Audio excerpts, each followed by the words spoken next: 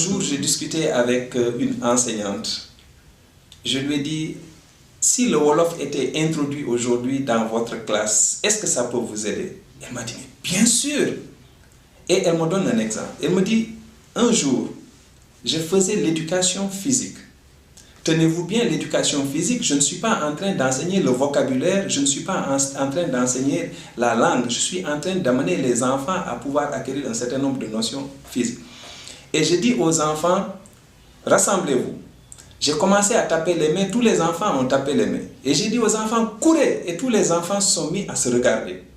Et j'ai dit aux enfants, daoulen yenigide, et tous les enfants ont couru. Et moi, ce que je cherchais est que les enfants courent. Et c'est seulement quand ils ont entendu Daoulen qu'ils ont compris le message. Et c'est ça que je voulais leur faire comprendre. Donc je pense que l'utilisation de la langue nationale, donc de leur langue, va me permettre de mieux atteindre mes objectifs.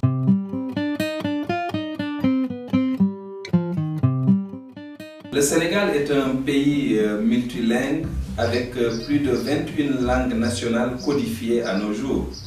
Mais le français reste la langue officielle. Et à l'école formelle, jusque-là, c'est le français qui est utilisé comme langue d'enseignement-apprentissage. Les enfants qui viennent à l'école sont confrontés pour la première fois à l'utilisation de la langue française qu'ils n'utilisent que dans la classe. C'est une langue qui n'est pas utilisée dans la famille, c'est une langue qui n'est pas utilisée dans la cour de l'école et c'est une langue qui n'est pas utilisée dans la vie de tous les jours.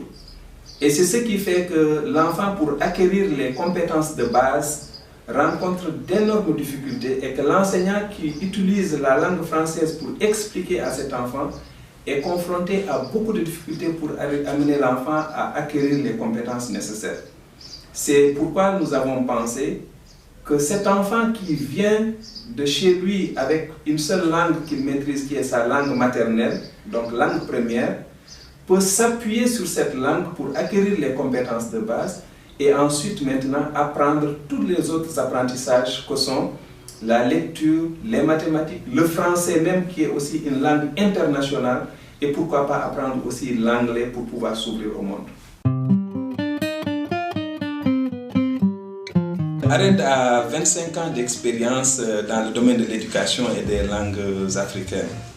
Mais c'est seulement en 2009 que nous avons intégré l'éducation formelle avec l'expérimentation de l'enseignement bilingue à l'école élémentaire.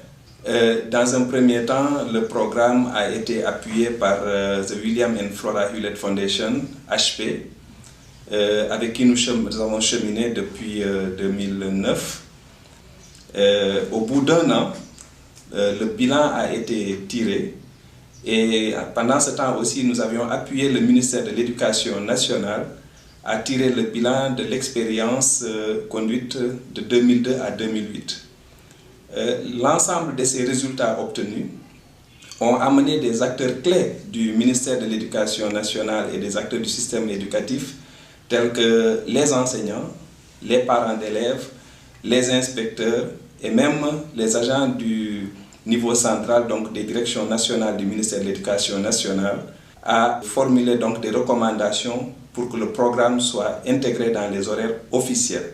Après une évaluation indépendante qui a été réalisée en 2013, les partenaires que sont le ministère et nos partenaires techniques et financiers ont eu la conviction que ce modèle est très efficace et c'est ainsi donc que nous avons eu aussi un autre nouveau partenariat, celui avec Dubai Care. Donc la fondation Dubai Care a décidé de venir appuyer ARED pour pouvoir étendre son programme avec le ministère de l'Éducation nationale, qui a d'ailleurs validé un plan d'exécution de mise à l'échelle l'année dernière. Et nous pensons qu'avec l'appui de Dubai Care, ARED, en compagnie avec le ministère de l'Éducation nationale et d'autres partenaires, vont pouvoir aussi étendre le programme vers d'autres régions et d'autres langues. Donc ce sera quelque chose où le ministère de l'Éducation nationale aura un rôle très important à jouer.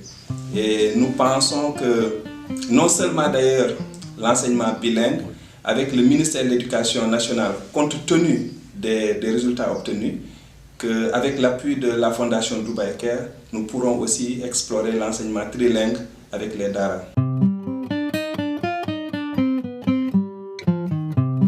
Relevons ensemble le défi pour les langues africaines.